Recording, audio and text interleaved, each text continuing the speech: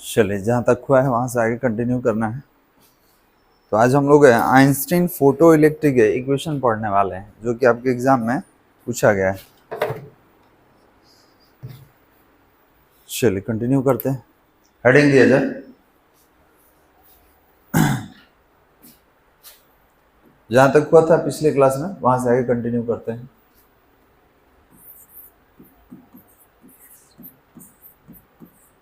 Einstein photo electric effect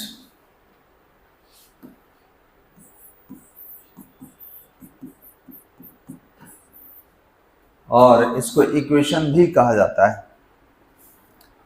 ठीक है, आपके एग्जाम में इक्वेशन आया था कि इफेक्ट आया था। ठीक है, इसको इक्वेशन भी कह सकते हैं, या तो और लिख लीजिए या इसकी जगह कहीं लिख लेते हैं।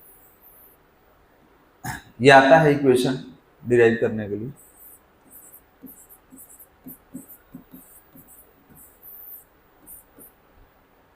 Photo electric equation. तो देखिए, ये फोटो इलेक्ट्रिक इक्वेशन क्या होता है आइंस्टाइन का। तो हम लोग एक इक्वेशन डिराइव करने वाले हैं, half M V square equal to H nu minus nu nought. यही जो इक्वेशन है ये आइंस्टाइन फोटो इलेक्ट्रिक इक्वेशन कहलाता है। चलिए तो देखते हैं इसका डेरिवेशन कैसे होगा। लिखना होगा, लिखेंगे Einstein propose a theory. Einstein propose a theory. Einstein proposed a theory in 1905. Proposed a theory in 1905. In 1905, based upon Planck's hypothesis. Based upon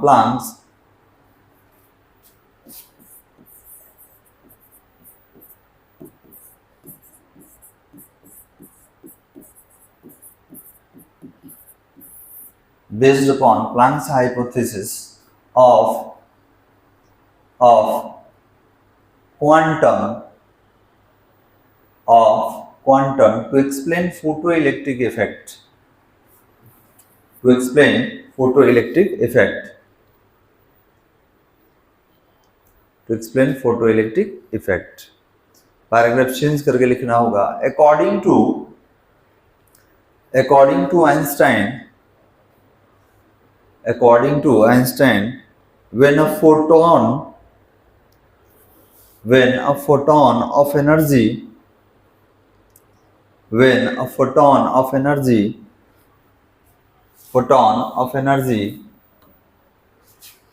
E equal to h nu,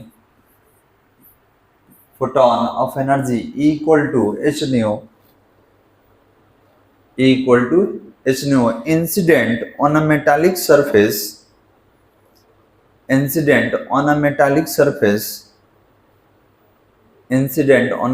surface, the energy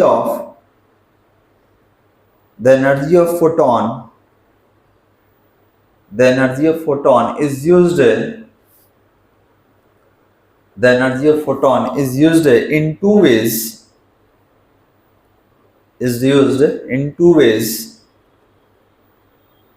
हो गया। तो याद कीजिए, आपको जब chapter start हुआ था photo electric effect, ठीक है, तब क्या बताया गया था कि अगर कोई मेटालिक सरफेस का इलेक्ट्रॉन एनर्जी रिसीव करता है तो कुछ एनर्जी यूज करता है सरफेस से बाहर जाने के लिए, और बाकी जो रेस्ट एनर्जी बचता है उसका यूज कहाँ करेगा, अपना काइनेटिक एनर्जी इंक्रीज करने के लिए। बताया था ना बालक। तो आप बोलेंगे कि सर इसमें दो यूज क्या है। तो पहला है used as work function,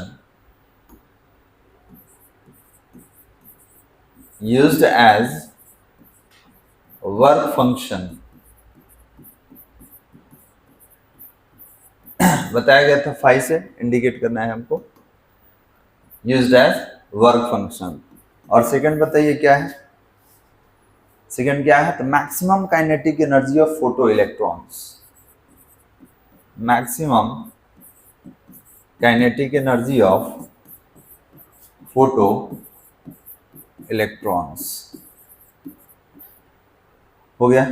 अब जो क्लास छोड़े हुए हैं, ठीक है, उनको समझने में थोड़ा सा परेशानी हो सकता है। तो देखिए हम लोग क्या पढ़े थे कि अगर हमारे पास कोई मेटल है और इस मेटल से इलेक्ट्रॉन आप निकालना चाहते हैं तो इसको लाइट एनर्जी देना होता है, और इस लाइट एनर्जी में कितना होता है, इक्वल टू एच न्यू।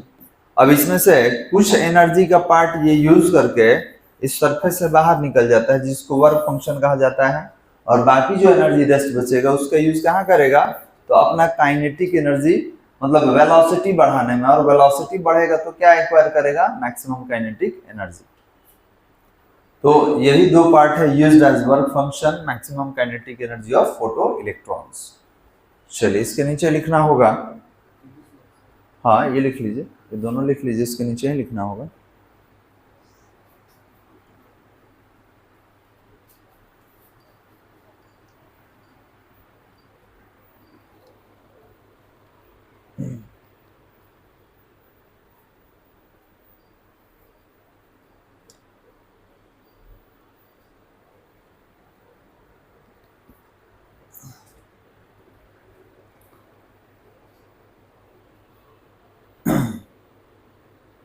हो गया बालक, लिख लिए। चलिए इन दोनों के नीचे लिखेंगे, दोनों के नीचे लिखा जाए energy of photon, energy of photon, energy of photon. तो बताइए फोटोन का एनर्जी अभी कितना पढ़ाया गया है, E equal to H nu होता है, E equal to H nu, equation first. H क्या है, प्लैंक कांस्टेंट, वैल्यू बता दीजिए, 6.626 इंटू 10⁻⁻34 जूल सेकेंड। लिख लेंगे इसको।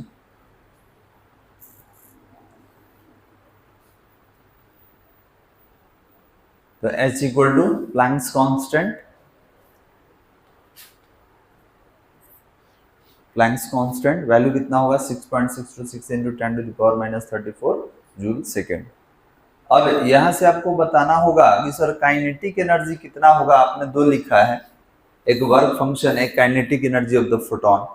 तो काइनेटिक एनर्जी कितना होगा तो समझते हैं, उसके बारे में लिखेंगे इसके नीचे। इसके नीचे लिखा जाए, बोले अच्छा इसमें ये क्या है बालक, ये क्या है, न्यू, न्यू क्या है, फ्रीक्वेंसी है, इसको भी लिख लीजिएगा, जानकारी नहीं हो तो लिखेंगे nu equal to, nu equal to frequency of, frequency of light, nu equal to frequency of light, frequency of light. चलिए अब बात करते हैं मैक्सिमम काइनेटिक एनर्जी का। सर मैक्सिमम काइनेटिक एनर्जी कितना होगा, ये होगा एच न्यू माइनस 5। ध्यान देंगे, समझिए। तो आपको एक एग्जांपल दे रहे हैं, बताइएगा। हमने बोला कि यहाँ पे लाइट का सोर्स हमारा सन है, और इस सन से एनर्जी आ रहा है 100 जूल, मान लेते हैं, ठीक है। इसमें बताया गया था कि इलेक्ट्रॉन के पास 20 जूल पहले से है और 30 जूल का जरूरत है बाहर निकलने के लिए। तो इसको सरफेस बैरियर का नाम दिया गया था कि अगर सरफेस बैरियर 50 जूल है, इसका मतलब कि वही इलेक्ट्रॉन बाहर निकल सकता है जिसके पास 50 जूल एनर्जी हो। तो इलेक्ट्रॉन के पास तो कितना था, 20 ही था। तो इसको और कितना नीड था, जरूरत कितना का था, 30 का, क्योंकि 20 तो ऑलरेडी है। तो आपने बोला सर ये 100 आया, तो इस 100 में से हम 30 यूज कर लिए as a work function. Work function मतलब बाहर निकलने के लिए। अब इतना इसको मिला तो ये बाहर निकल गया, इसका नाम क्या है, फोटो इलेक्ट्रॉन्स। अब बताइए कि जब ये चलेगा तो चलने के लिए एनर्जी कितना बचा हुआ है, 70, क्योंकि 100 में 30 यूज कर चुका है। तो आप कैसे निकाले हैं ये चीज, तो आपने बोला कि सर ये काइनेटिक एनर्जी जो होगा, ठीक है, ये कितना होगा, तो 100 में से आप 30 माइनस करेंगे तब जाके 70 आएगा। तो ये बताइए 100 को एच न्यू कह सकते हैं, और ये 30 क्या है, वर्क फंक्शन। बताए थे कि the minimum amount of energy required to leave the metallic surface of electron, that is called work function. तो अब बताइए कैसे आप निकालिएगा, तो सर सब्ट्रैक्शन से निकालेंगे। तो वही तो किए हैं यहाँ पे सब्ट्रैक्शन। ठीक है, ये इतना आ रहा था, यही आपका एच न्यू है और ये वर्क फंक्शन है, इसमें से इसको माइनस करेंगे तो काइनेटिक एनर्जी आ जाएगा। क्लियर है? अब यहां पर क्या करना होगा, इसको हम देते हैं इक्वेशन सेकंड का, ये इक्वेशन सेकंड हो जाएगा।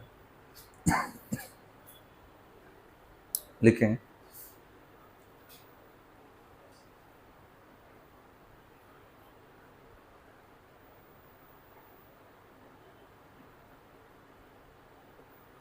हो गया। अब देखिए यहां पर हमने लिखा कि if new not is the new not is the new not is the threshold frequency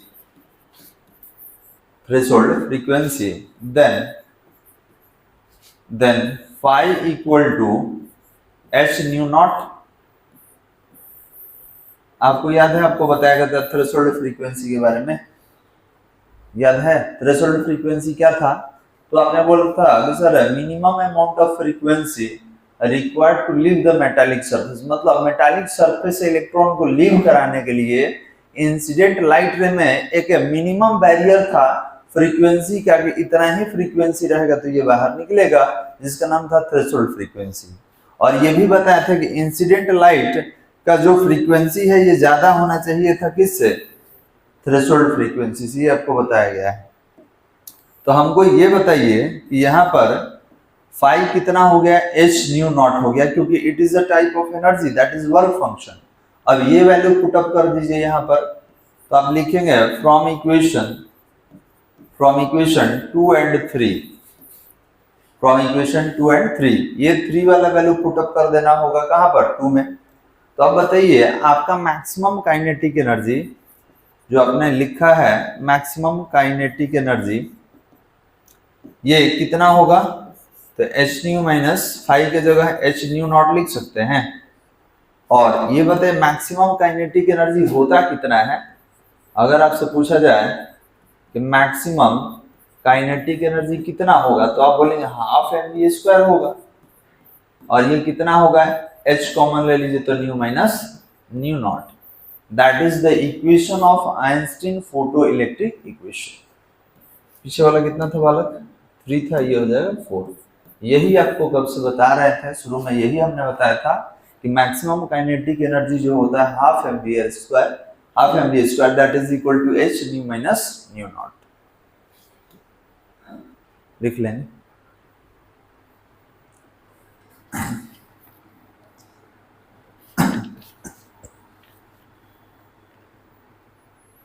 तो यही आपका आइंस्टीन फोटो इलेक्ट्रिक इक्वेशन है, आपके टेस्ट में आया हुआ था यही।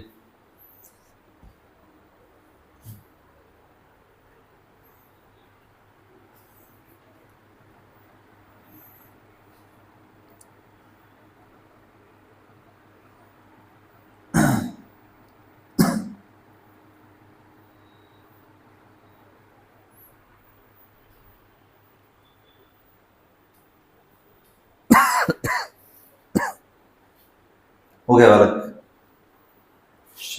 नेक्स्ट।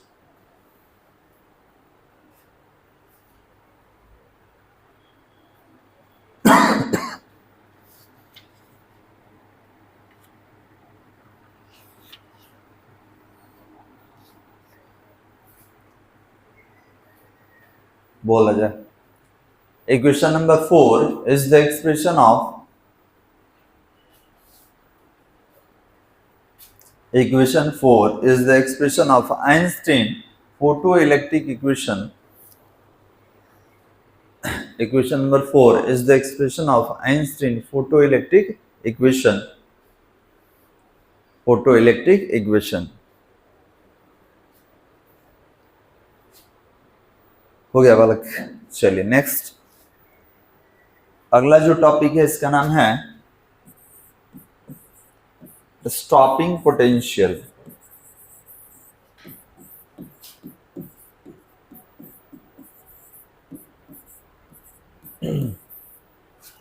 इसका नाम है स्टॉपिंग पोटेंशियल।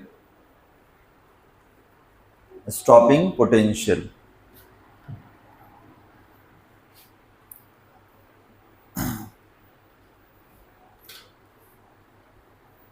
हो गया बालक, समझना होगा what do you mean by stopping potential. तो देखिए अगर बात करें तो आप बोलेंगे सर यहाँ पे दिखने से समझ में आ रहा है किसी को रोकने का बात हो रहा है, मतलब potential given to the any electrode और element to reduce the velocity of any charge particle. मतलब कहीं ना कहीं हम लोग कुछ रोकने वाला बात कर रहे हैं, क्योंकि यहाँ पर पोटेंशियल तो है लेकिन किसका है, स्टॉपिंग। तो देखिए होता क्या है, ये थोड़ा सा बात करते हैं डायग्राम से तब समझ में आएगा।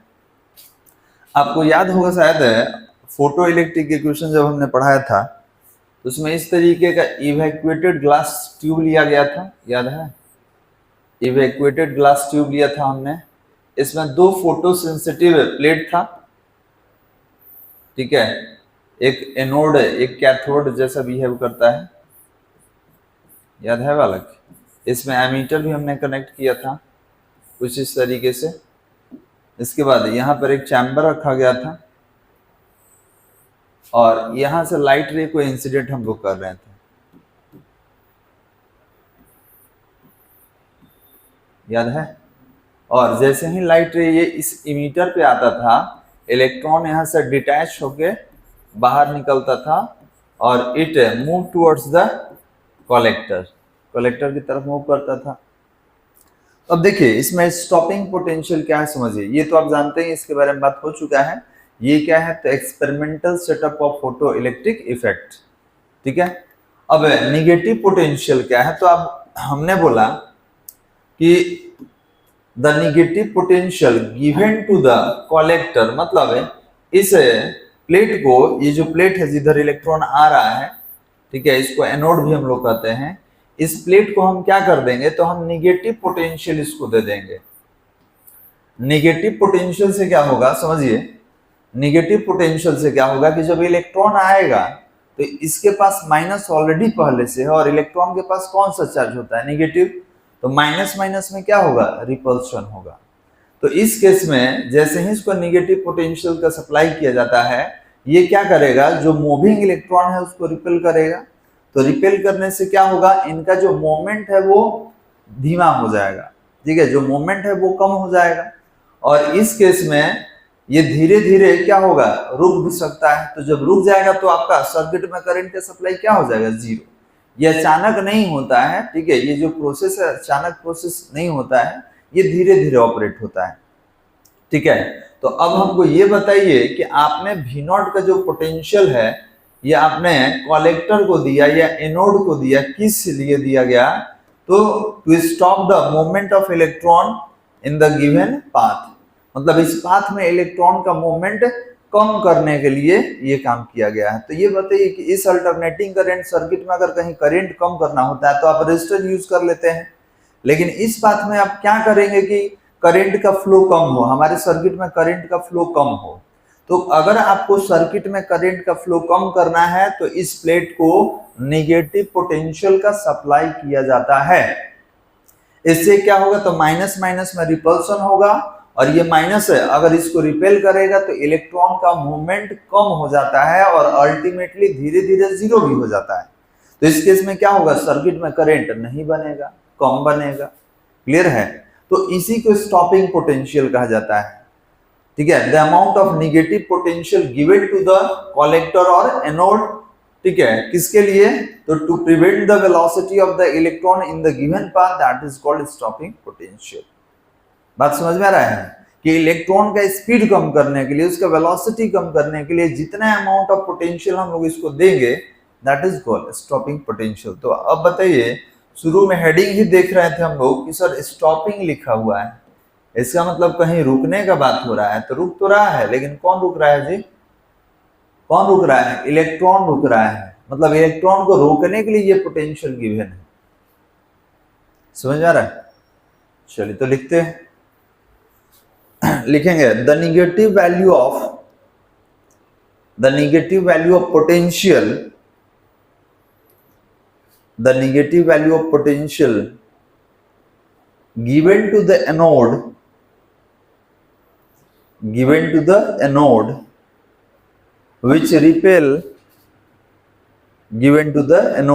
which repel all the electrons which repel all the electrons, which repel all the electrons emitted, all the electrons emitted from the cathode, emitted from the cathode to reach the anode, to reach the anode, to reach the anode. That is called a stopping potential. That is called a stopping potential. That is called a stopping potential. हो गया बालक, बात समझ में आ रहा है? ये इस एनोड को हम जितना अमाउंट ऑफ पोटेंशियल सप्लाई करेंगे इलेक्ट्रॉन के मूवमेंट को कम करने के लिए, ताकि पाथ में करंट जीरो हो जाए, that is called stopping potential. Paragraph change करके लिखा जाए, लिखेंगे photoelectric current is zero, photoelectric current is zero at stopping potential. Photoelectric current is zero at stopping potential. Stopping potential पे photoelectric current क्या होगा? Zero होगा। और ये कितना होता है? तो ये मैक्सिमम काइनेटिक एनर्जी, ध्यान देंगे अभी जो आपने पढ़ा था,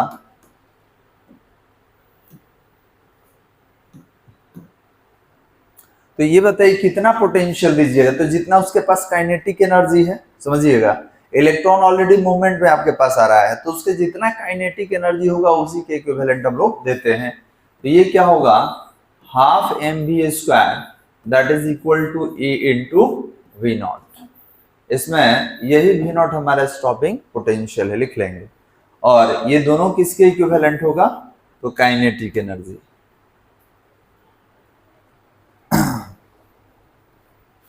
अब इसमें कौन क्या है आप उसके बारे में लिख सकते हैं।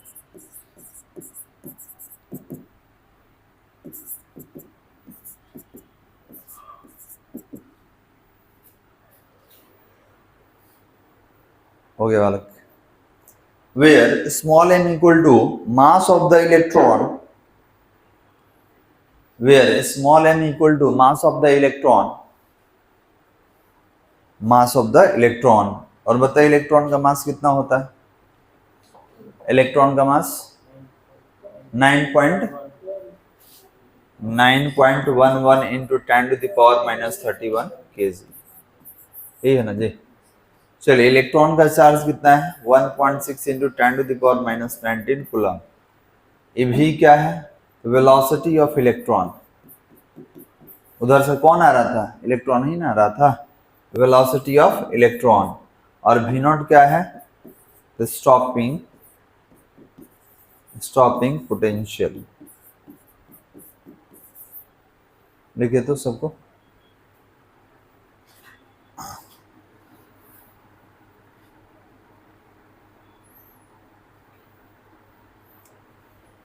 और ये जो स्टॉपिंग पोटेंशियल होता है, ये इंसिडेंट लाइट के फ्रीक्वेंसी पर डिपेंड करता है। तो इसको भी हम लोग लिख लेंगे नोट करके, बोला जाए। ये हो गया यहां तक? चलिए नोट करके लिखेंगे। स्टॉपिंग पोटेंशियल, नोट करके लिखा जाए, stopping potential depends upon the frequency of, stopping potential depends upon the frequency of incident light, depends upon the frequency of incident light, depends upon the frequency of incident light। मतलब आपका stopping potential किस पर depend करेगा? तो incident light के frequency पर। हो गया बालक? चल अब यहां से हम लोग वेव नेचर में चलेंगे, ठीक है? तो वेव नेचर ऑफ मैटर भी कह सकते हैं, या इसको मैटर वेव भी कहा जाता है, या डी ब्रॉगली वेव भी कहा जाता है। डी ब्रॉगली का नाम सुने होंगे, अभी फिलहाल आपके टेस्ट में ये आया हुआ था। You derive an expression of a wavelength for D Broglie wave, ये आया हुआ था। तो चलिए हम लोग स्टार्ट करते हैं। हेडिंग देंगे wave nature of matter, heading देंगे वेव नेचर ऑफ मैटर और मैटर वेव्स और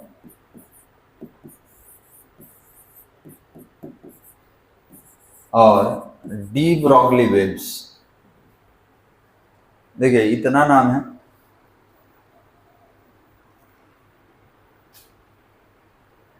ठीक है। तो आप वेव नेचर ऑफ मैटर भी बोल सकते हैं, इसको मैटर वेव भी बोला जाता है और इसको डी ब्रॉगली वेव भी कहते हैं। ओके, कौन बताया था? तो नाम से आपको समझ में आ रहा होगा, लुइस डी ब्रॉगली, ठीक है। इन्होंने ही बताया था, तो इन्हीं के नाम पर रख दिया गया। होता है ना, जो साइंटिस्ट बताता है उसी के ऑनर में क्या करते हैं, उसके नाम पे रख दे। एक मिनट, बैटरी थोड़ा चेंज कर।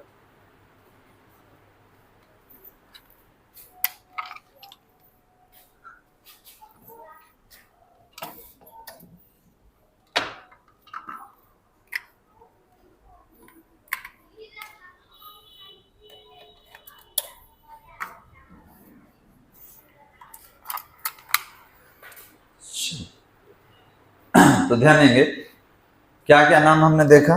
तो हमने देखा कि wave nature of matter, matter waves और डी ब्रॉगली वेव्स। ये होता क्या, समझिएगा थोड़ा सा। तो ये कह रहा है किसी भी मैटर पार्टिकल के लिए, ध्यान देंगे, किसी भी मैटर पार्टिकल के लिए अगर उस मैटर पार्टिकल का जो वेलोसिटी है as compared with the velocity of electron और proton, that is called wave nature. इसका मतलब ये है कि कोई मैटर पार्टिकल अगर इलेक्ट्रॉन की स्पीड से या प्रोटॉन की स्पीड से मूव करता है तो इसके अंदर वेव नेचर आ जाता है। कौन सा नेचर? Wave nature. ये वेव नेचर शो करने लगता है कब? जब ये इलेक्ट्रॉन या प्रोटॉन के स्पीड से मूव करेगा तब।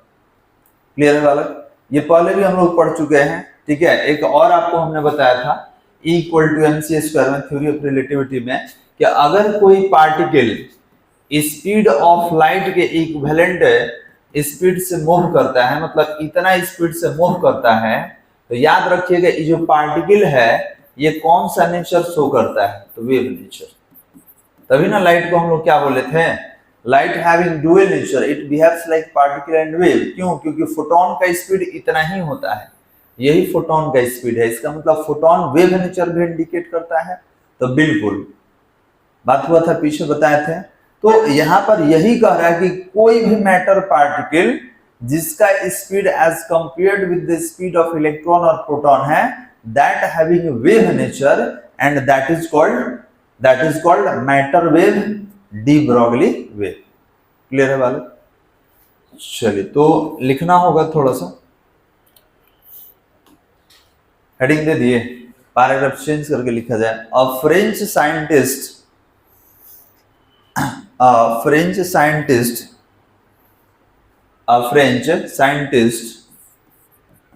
Louis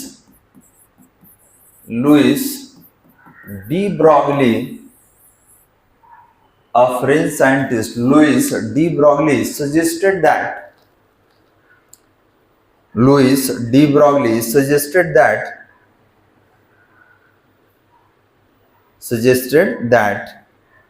the particle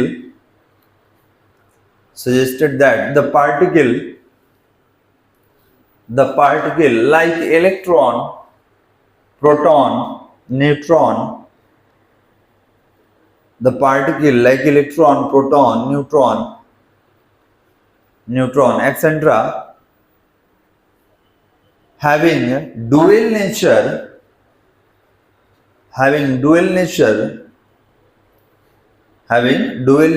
that is the matter particle,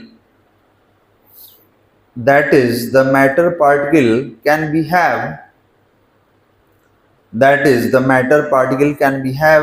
both.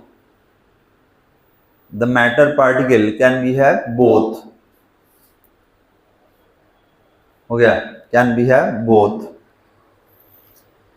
as wave as wave and as particle, can both as wave and as particle, full stop दे के लिखेंगे this moving material particle, this moving material particle, this moving material particle is called, this moving material particle is called matter waves, is called matter waves, is called matter waves. This theorem is given by, this theorem is given by Louis de Broglie, this theorem is given by Louis de Broglie. Hence, this theorem is given by Louis de Broglie. Hence, it is called as, hence it is called as de Broglie waves. It is called as de Broglie waves. de Broglie waves. हो गया वाले? चलिए एक और छोटा सा definition आप लिख सकते हैं, लिखेंगे the wave associated with, the wave associated with, the wave associated with moving material particle, the wave associated with moving material particle, moving material particle are known as, moving material particle are known as de Broglie waves, are known as de Broglie waves or matter waves, de Broglie waves or matter waves. हो गया वाला? तो ये सारा आपका de Broglie के लिए definition हो गया। अब यहां से डेरिवेशन करेंगे किसका, तो वेवलेंथ का, जो डी ब्रॉगली वेव है इसके वेवलेंथ का डेरिवेशन करेंगे। तो हेडिंग दिया जाए expression of, expression of, expression of, हो गया expression of D Broglie wavelength,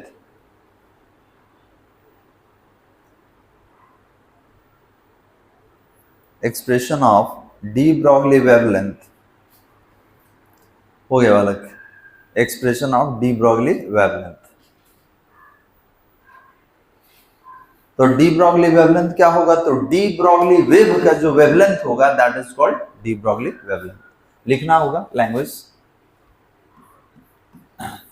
लिखेंगे if new be the,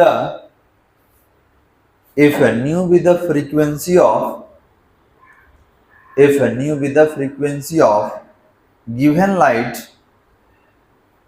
nu be the frequency of given light, then according to quantum theorem, then according to quantum theorem,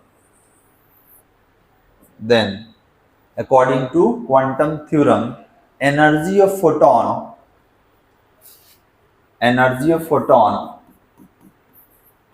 energy of photon, तो अभी तो पढ़े इसके बारे में, कितना होता है E equal to H nu, लिख लेंगे इसको, एनर्जी ऑफ फोटोन कितना, E equal to H nu. इसके नीचे लिखना होगा according to, according to Einstein, according to Einstein, mass energy relation, according to Einstein, mass energy relation, mass energy relation, हो गया, the energy of photon, the energy of photon मतलब Einstein के relation से, mass energy relation से हम लोग photon का energy कितना बता सकते हैं, तो बता सकते हैं E equal to m c square, सुने हैं, चलिए ये रहा 2। तो आप देख सकते हैं दोनों इक्वेशन के लिए LHS क्या है, सेम, तो हम लोग क्या करेंगे RHS को कंपेयर कर देंगे। तो लिखा जाए, सेकंड वाले के नीचे लिखना होगा from equation first and second, from equation first and second, from equation first and second. तो फर्स्ट एंड सेकेंड से क्या लिखना होगा, तो देखिए इधर यहाँ पर दोनों का LHS इक्वल है तो RHS क्या कर देंगे, सेम कर देंगे। तो ये हो गया mc² equal to h new.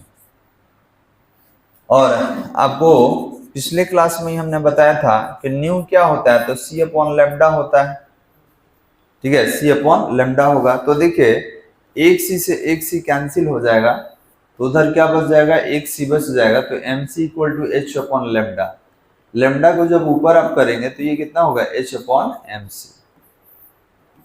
Equation 2 लिख लीजिए। तो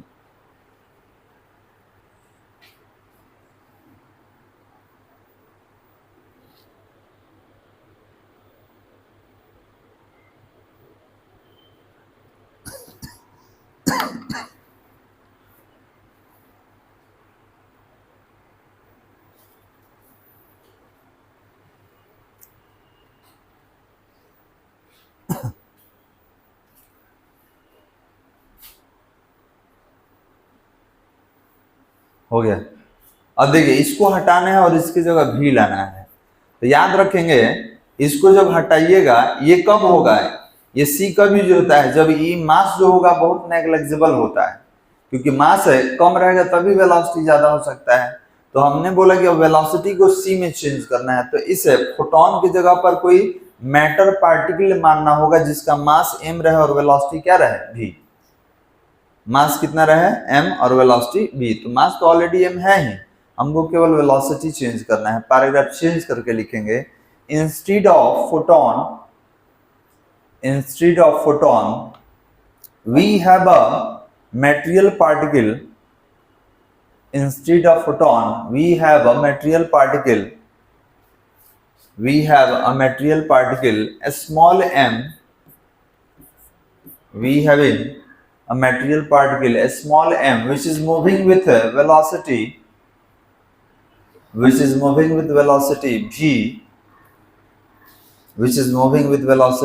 v, then from equation 2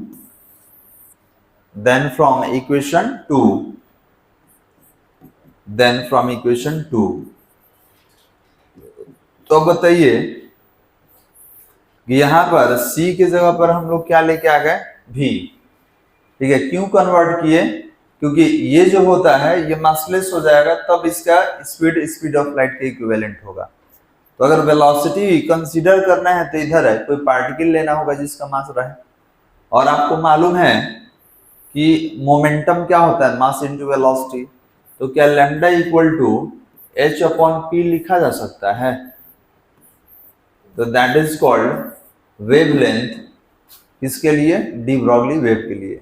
तो यही आपका ये और ये डेरिवेशन है किस चीज का, तो डी ब्रॉगली वेवलेंथ का। लिख लेंगे वाले,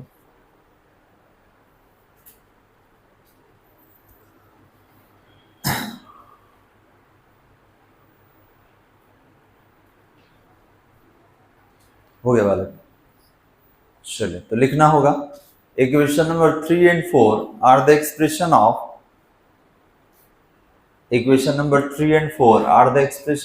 d Broglie wavelength,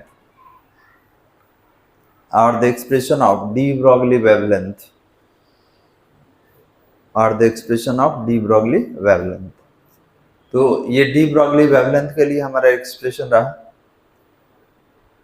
नोट में लिखना होगा, नोट नंबर 1 करके लिखेंगे। चलिए इसको हटा दें, नोट करके लिखना होगा। नोट नंबर 1 लिखेंगे, de Broglie wavelength is inversely proportional to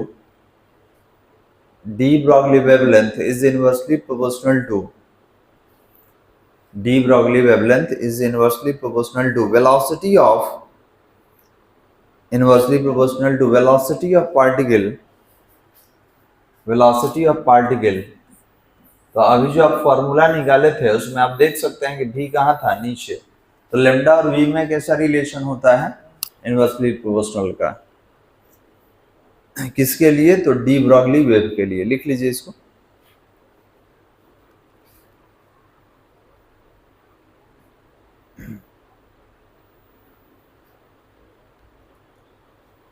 हो गया बालक। चलिए अगले नोट में लिखते हैं if the particle is at rest, if the particle is at rest, if the particle is at rest, then wavelength of de Broglie wave, then wavelength of de Broglie wave is infinity, then wavelength of de Broglie wave is infinity, then wavelength of de Broglie wave is infinity। तो ये तो पीछे वाला ही part है जो हम लोग लिखे हैं, देखिए सर यहाँ पर ध्यान देंगे। कह रहा है कि अगर रेस्ट में रहे तो रेस्ट में रहने का मतलब जीरो हो जाएगा, तो h/0 क्या होगा, तो इन्फिनिट होगा ना बालक, समझ में आ रहा है जो बोल रहे हैं। आपने बोला सर अगर रेस्ट में रहे तब, तो रेस्ट में रहेगा तो भी जीरो, इससे मल्टीप्लाई कीजिएगा तो जीरो, तो h/0 क्या होगा, इन्फिनिटी, अनडिफाइन होता है। चलिए आगे का कंटिन्यू करते हैं। तो दो नोट हो चुका है, अब एक क्वेश्चन सॉल्व कीजिए, इसके बाद आगे कंटिन्यू करेंगे। क्वेश्चन सॉल्व करेंगे। लिखा जाए if a body of mass 2 kg, if a body of mass 2 kg moving with velocity of 2 kg moving with velocity of 1 meter per second, moving with velocity of 1 meter per second, then find the de Broglie wavelength, then find the de Broglie wavelength, then find the de Broglie wavelength। तो हमको ये बताइए बालक, यहां मास, ध्यान देना, मास कितना दिया हुआ है 2 kg और ये वेलोसिटी, आपसे डी ब्रॉगली वेवलेंथ पूछा है, मतलब लैम्डा पूछा है, ये गिवन डाटा में हो गया। तो अभी बताइए कि हम लोग लैम्डा इक्वल टू कितना निकाले हैं, तो h/mv। तो h का वैल्यू तो आपको पहले से जानना होगा, 6.626 इंटू 10⁻34 और ये रहा जूल सेकेंड। रखते हैं, यूनिट तो सही है सारा, 6.626 इंटू 10⁻34 और नीचे मास कितना है आपका 2 है और वेलोसिटी तो 1 है, तो ये तो इसी से कैंसिल हो जाएगा जी। तो कितना रहा 2 3 × 6, 2 3 × 6, 2 1 × 2, 2 3 × 6 इंटू 10⁻34 और ये मीटर में हो जाएगा। आप चाहे तो एंगस्ट्रम में चेंज कर सकते हैं, लेकिन फिलहाल ये क्या है, मीटर में।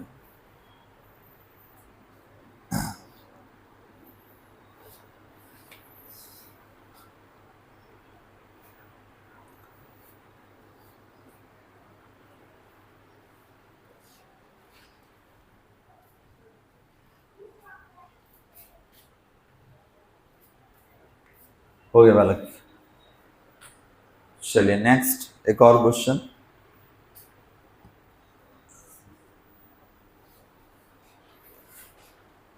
ये हो गया। अगला question, find the wavelength of photon, find the wavelength of photon which having energy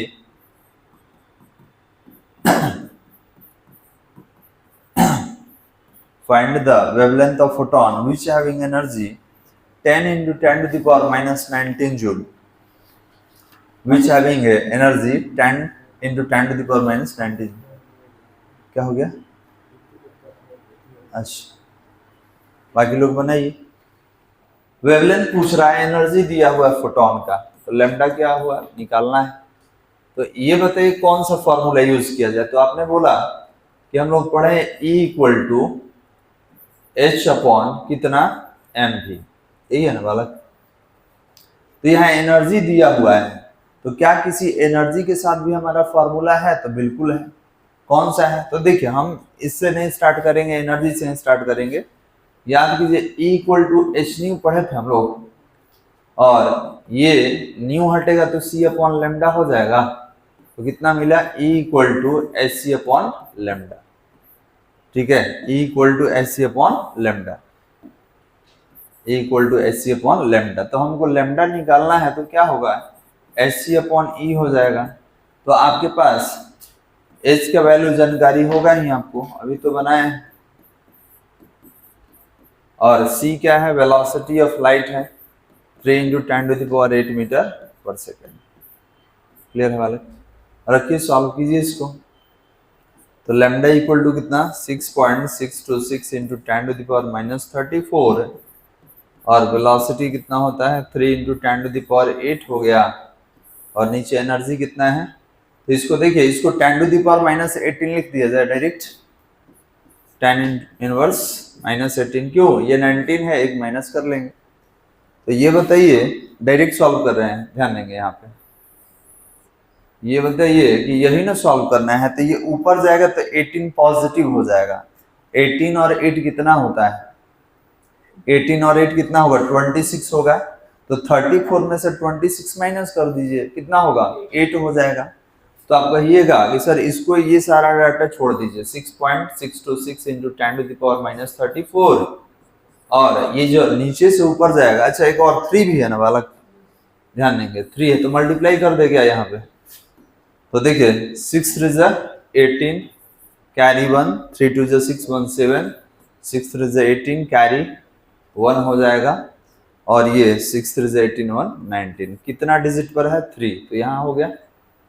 देखिए तो मल्टीप्लाई कर दिए, और ये कितना होगा 10⁻⁻34 और ये जब ऊपर जाएगा तो हो जाएगा 10⁻⁻ कितना 26, तो माइनस कर दीजिए। तो लैम्डा इक्वल टू कितना,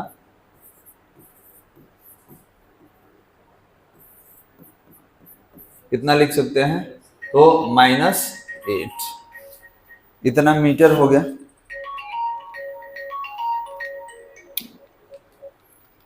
हाँ हेलो, हाँ बिल्कुल लगेगा, ठीक। इतना मीटर हो गया ना बालक। अब इसको आप चाहें तो एंगस्ट्रम में भी चेंज कर सकते हैं, इतना तो मीटर हो गया। एंगस्ट्रम में चेंज करने के लिए 2 जीरो और चाहिए, तो लैम्डा इक्वल टू 19878 और इसके अपॉन में 3 जीरो आएगा, 10⁻⁻8, तो 2 जीरो को ऊपर भेज दीजिए, तो 1 जीरो बचेगा, तो 1987.8 और ये 10⁻ कितना -10 और इसी को एंगस्ट्रम कहा जाता है। तो लैम्डा इक्वल टू 1987.8 एंगस्ट्रम। कोई दिक्कत बालक, तो ये एंगस्ट्रम जब पूछा जाए तभी आपको बताना है, जनरली हमारा आंसर मीटर में ही होता है, बना लीजिए।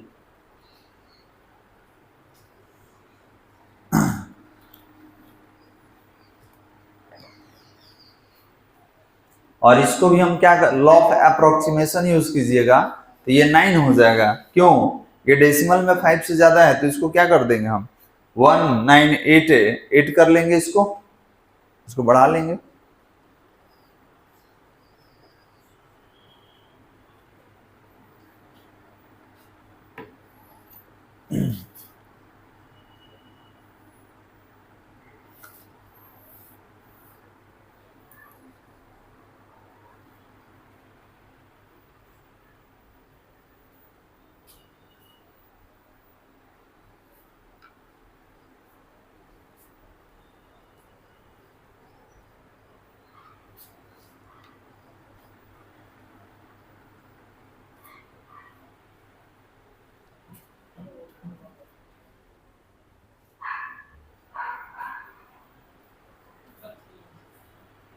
हो गया गलत, लिख लिए। तो इसको यहीं पे रोकेंगे हम, ठीक है, यहीं पे रोकेंगे। और बाकी कल के क्लास के लिए जो मैसेज होगा ग्रुप में देख लीजिएगा, उसके बाद